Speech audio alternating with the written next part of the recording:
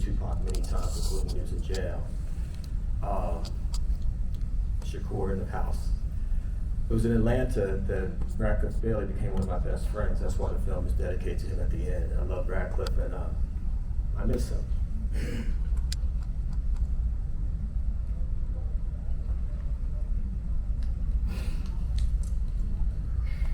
This film is the last collaboration Radcliffe and I ever did. One of the things I was clear about, you see the beginning of each chapter, that's Radcliffe's artwork. You know, because his work speaks to us, you know. And Tariq went to Morehouse. And what Steve left out, we're very close, we go back. Steve reminded me, he said, Kevin, you were one of the first people to hold Tariq when he was a baby. You know, and the last time I talked to Tariq was it was August. Chadwick Boseman had died. I knew Chadwick, you know, had interviewed Chadwick. And I remember, Steve, that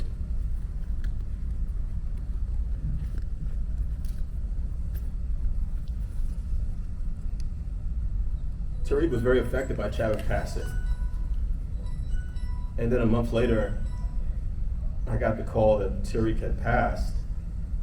I didn't know either. Steve is right. I mean, Tariq went to Morehouse and USC, y'all. He had an HBO fellowship. It was Ryan Coogler, Tariq Jackson, and Steve Caples in that class together. Think about that for a second.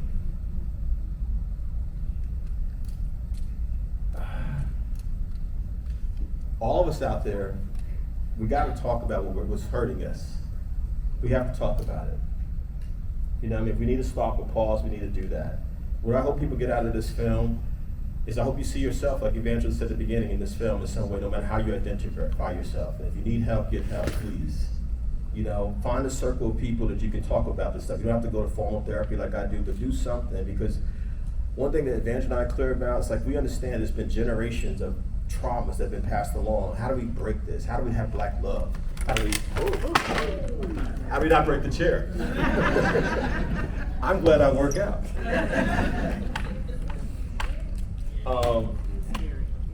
That could have broke my something. I'm gonna sit on the edge. But there was 3 films we saw yesterday. Enough. Old Gray Mare. And Can You Stand the Rain? And all 3 films, and I want to shout out Kerwin and the folks who made Enough. All those films, we got to talk. We got to talk. We got to talk. We got to talk. So if nothing else, brothers and sons, we got to talk. We also have to listen. Y'all with me? Yeah. And forgive me for crying, but this is some emotional stuff being back in the A right now. No, that's beautiful. You mentioned Radcliffe Bailey, and being in Atlanta, he brought so much joy to us. You know, Sue Ross and I and my wife walk every morning, and we walk past a Radcliffe Bailey art, exhibit, art piece. So talk about joy. You know, Radcliffe brought so much joy to people through his work. What does a black boy or black man joy look like? It comes in various forms. I think it does start with the freedom to feel like you could be your unapologetic self, whatever that is for you. I enjoy seeing black men laugh, smile, dance. I really enjoy that. But I really think what I like is seeing a freedom where you feel like you can be yourself, like no one is watching. One of my favorite parts of the film, my favorite chapter is the fatherhood chapter. And how that came together for me, you know, I was one of those people who was privileged enough to grow up with a father in the home, knowing that a lot of people around me did not. But what I missed out on was some of that vulnerability. You know, I think a lot of the manhood box is go to work, provide for your family, make sure they're good, but you don't get to hear about the feelings. So getting to see these fathers be fathers and talk about how much they love their children. You know, Dr. Jackson, when you talk about the love that you showed your children, even when their performances were boring and you still cheered them on, like those things speak to me. That gives me joy. I hope that it does the same for other people. But really, I think the the title of this film is also a challenge because I want us to be free. Yes. And the freedom starts within ourselves. If we can encourage all of us, regardless of how we identify, to step outside of these boxes that we have been put in with, a lot of us did not have a choice, but we continue to step in the box every day. Now that we have the choice and we sometimes know that there's a box that we're stepping into every day, I would challenge everyone to shatter those boundaries and to step outside of those boxes, because that is where the real joy happens. Yes. Thank you. Can I say something added to that? So, in terms of creating art or filmmaking, in this case, do you all recall at the beginning of the film, you see the images of an embryo grow into a little boy? Do y'all remember that? And he had a Black Panther t-shirt on at some point. I got that from the film Boyhood. You know what I mean? Because you saw that film Boyhood where the little white brother gets to grow up. I'm like, how often do we get to see little black boys grow up? That's Lexington Hardy, who we see at the end of the film saying, I have hope, I have hope. He's now 14 years old. It's also intentional to have quotes from black males from Lexington, a teenager, all the way to Leslie Thompson, who's 92 years old. Notice what Leslie Thompson says in 92, I wish I would have slowed down and paid more attention to expressing myself, which is the point that Evangelist makes. Thank you, Steve. Thank you. How many times do we get to see black men holding babies in films? We thought about all of this. We literally sat eyeball to eyeball. What are the images of black males that we don't see on a regular basis? Black males as fathers. You know, we hear about, that's why we're like, yeah, I may not have a father, but one of the things I realized a long time ago, Kevin, you know what? You got to forgive your father, number one, because he was broken. Your responsibility to be a different kind of man, but let's not perpetuate the mythology that there's no fathers whatsoever. Y'all with me out there? Yeah. And David Banks in the film, our former schools chancellor in New York City, broke it down. There's a system in place that has done some very horrific things to all of us. Black women and black men have been oppressed equally, just differently. Does that make sense, y'all? And one of the things that's happened to brothers is a lot of us end up being missing from the household. But if you're in the household, y'all gotta be more than, I pay the bills. That's not acceptable. Because what has been happening, you're producing children who think that their father just has no emotions whatsoever. Y'all with me out there? You know what I mean? I'm not saying you gotta be Kevin or Ernie where we can speak in public, but I'm like, say what you feel, y'all, if you're a man. Enough of this. I love Fences, right? One thing I think about with Fences, remember that scene where Denzel says to his son, like you? I ain't gotta like you. Well, actually, you do need to like me, and you actually need to love me as well. So you're challenging August Wilson now. I love August Wilson. So you're a poet, you're a fantastic poet. And one of the great things about this film, I love the construction of your poetry and your narration. And you talked early in the film that you wanted to make a film of hope, truth, love, and healing. Why those four? And do you think you achieved that? I hope so, and I want to make it clear, I absolutely did not want to be in this film in any way, shape, or form. We had someone else who was an artist who was going to be a narrative thread in the year that COVID kicked off in 2020. He said, if the film's taking too long, I quit. And we had shot all this footage with him. And y'all who are filmmakers know what I'm talking about. That was money gone. Wow. You know what I'm saying? And I was like, well, what are we going to do? And I realized I had a speech that I had done in California. I was like, we could chop this up like a TED Talk. And then I am a poet, back to Beyonce's Lemonade. I was like, well, there's poetry in Beyonce's Lemonade. You know, maybe we could use this as a bit of a narrative thread. But I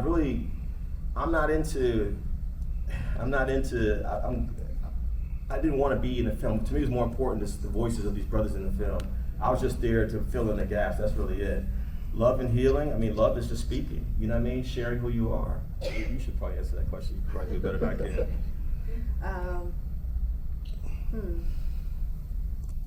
I would like to believe that we did.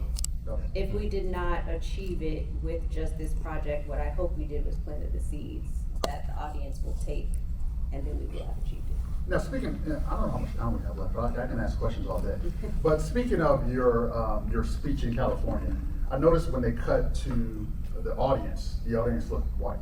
A lot of people in the audience. They were very white. Yeah. so what do you hope, or who do you hope the audience, I mean, you kind of recut and you kind of remixed it. So what do you hope the audience, do you have an anticipation of what this audience is going to be for this film? Well, I mean, we live in America, and I think that this film is for everyone who's really questioning what's happened, because it's toxic manhood that's running the White House right now. Am I right, y'all? It's toxic manhood who's saying we're going to bring troops into Georgia. It's already brought troops into D.C. It's talking about Chicago. They know what they've done to L.A. This toxic manhood that's going off on immigrant people. It's going off on women. It's going off on marriage equality. All these different things. this film is purposefully about intersectionality because yeah, this is black folks, but this actually applies to everyone. Are y'all with me out there? You know, we had one person question why we included queer voices in the film when we were in Ohio. You know, I'm a Christian, she's a Christian. We are definitely God-loving people. But the last time we checked, God is about love, not hating people, not segregating people, not oppressing people. And how can you say that you're anti-oppression, then you turn around and oppress other people because of who they are? You know what I mean? And so, who's this film for? Everyone. But it's rooted in our experiences, just like Toni Morrison's work is rooted in us, but it's universal. Does that make sense, y'all? Bob Marley is rooted in us, but his music is for everyone. Does that make sense, y'all? You know, if you create art that's specific to you, it's going to reach other people, we feel. And I mean, what white man does not need to think about rethink manhood? Unless they are very progressive white man in this country. There's a few, I know. But let's be real about it. We all need to rethink manhood. So they're telling us that we have time for one more question. So I'm gonna ask one question, and then I want you guys to give a closing statement. So basically, what's next for you guys? What's next for this film? What's, you know, where's the next move for the film? And what's next for you professionally and personally? Okay, well, in the midst of making this film, we did also develop our own production company, so that Brooklyn Diego logo. He's from San Diego, I'm from Brooklyn. So what we hope is to continue to make art that does challenge and inspire people, and we do have ideas in the works. We're not prepared to share, but we are going to continue to do that. As far as this film specifically, it's not just the film. We actually created a multi-platform project, so there is also, that is forthcoming, a podcast in the works, a soundtrack in the works, a study guide that is in the works. So when we say we created this to be a tool, we really did. And we did multi-formats so that it could reach as many people as possible. So we continue to take the film out. We spent the whole first half of this year taking the film around to different parts of the country, and so we will continue to do that. A lot of people will tend to ask, how do they get us to come to their city? And you contact us, really is how it happens, and we start the conversation from there. That can happen by emailing us, contact@whenwefreetheworld.com. But we really are about using this as a community building tool and then using it to launch our other projects. And a lot of folks have been asking about streaming. Of course, I mean, you can literally go to Amazon or YouTube and put it up right now. But because we are business owners, any business owners out there? We also know that streaming really rips off filmmakers. Let's be real about it. Just like the streaming with music industry rips off musical artists. You barely make anything off of that. So we're like, you know what? We'll just keep touring with it. We'll get it on streaming when we're ready to get it on streaming. But we will be doing virtual screenings at some point. So please look out for that. Follow us on social media. You know, When We Free the World, like Evangelist said, contact whenwefreetheworld.com. But we've been thinking about this in terms of business strategy. For us, Brother Ernie, it's not just about now, but we're like, what did Oscar Micheaux do? What did Melvin Van Peebles do? What did Julie Dash do? What did our history of black filmmakers do? And one thing we should not do, how many of y'all are content creators out there? Most of us, you should just not give away your content like that. You know what I mean? Like, you know, maybe it might mean that we had to take a step back and say, okay, we've been touring with this film. We've been all over the country, like Evangelist said. We had a run at AMC theaters in February, which made it eligible for any kind of award stuff if we wanted to submit for that kind of stuff. But it's been best. This has been the most important thing to us. Is just touring and interacting with people. This has really been incredible. What we agreed to as partners. Make sure we take care of ourselves, because black love is important. You know, taking care of ourselves holistically, and make sure we work on ourselves, make sure our families are good, because you can create all the art in the world, win all the awards in the world, but if you're falling apart, then we're back to these conversations in the film.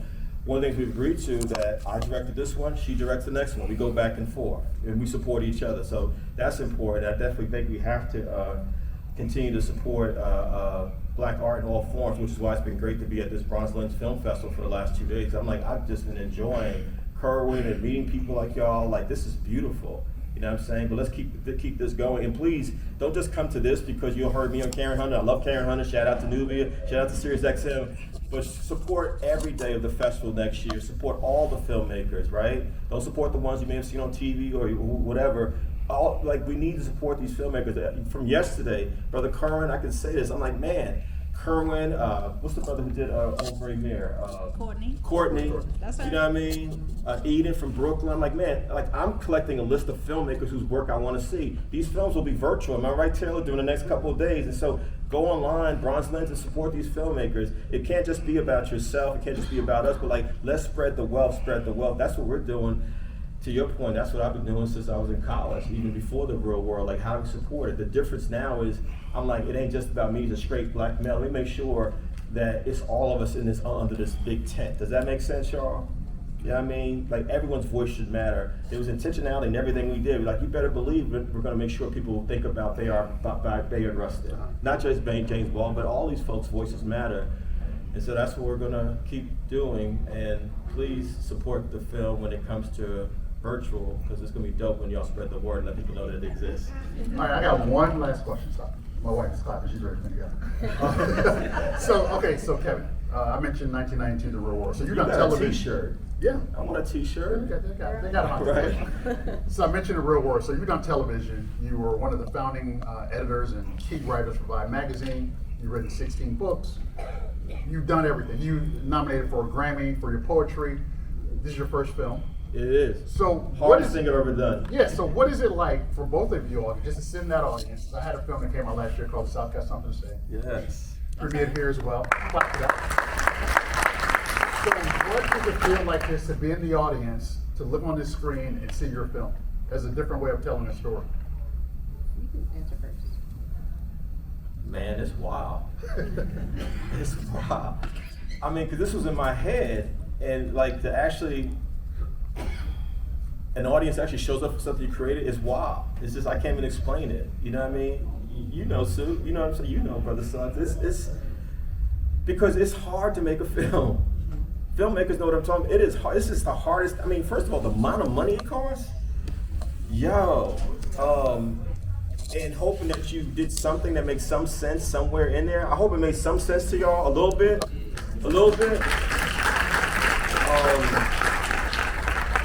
It's the most humbling and grateful thing that I've ever felt. And real talk, this movie ain't making us no money, so it is definitely a labor of love. You know what I'm saying? But you know what? I wouldn't trade it for anything in the world. When we were in Boston, our last stop a week ago, a brother came up to us after the film was shown. He said, I need to share this. When I was 12, I'm a survivor of sexual assault, and I'm finally able to tell my story. I'm like, this is why we did the film. You know what I mean? Old brother Steve shared, and what all these other folks shared, because you see yourself. Ed Garnes' wife Maisha's out there, and you know, and son Ellison. I mean, that whole scene back and forth between Ed Garnes and Jamal, talking about what their father shared with them about if you were pulled over by the police. We said we have to put this in the film. This is important. Y'all with me? You know what I mean? Wrap it up. We gotta go. We're gonna go through that exit over there. Thank you. I would just say gratitude. That's what I feel. Whenever I'm in a room with an audience that can see my work, I just feel grateful. Yes. So thank you very much. Yeah. Thank y'all. Kevin Powell. Moving through the world. Thank you very much.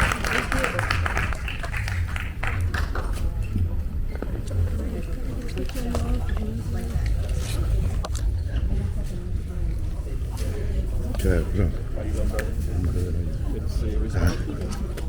Okay, I'm ready. Ali. Take a picture. You got it? Thank you, brother, for Oh, yeah. You got it. Is that Ellison? For the camera? There you go. Okay, right here. You got it? She's famous. So are you? You see her documentary? I need to see it. Will it be virtual? Will it be virtual this week? Yeah, I'll send it. Yes, okay. Yeah, the agency did it. We can. All right. Thanks. Thank you very much. Pleasure to meet you. You should get in there with us. Yeah. I got you.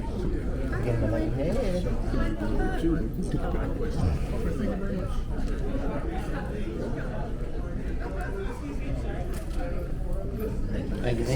Congratulations. Oh my You goodness. did it. I got you. You saw your. You've helped with a lot of those images. I need you to take mine with him, man. Thank you so much for coming, man. This is Talik Shakur. It's so nice to meet you. Thank you for being here. I got right here. Oh, yeah, we do. Ladies in the middle. Okay.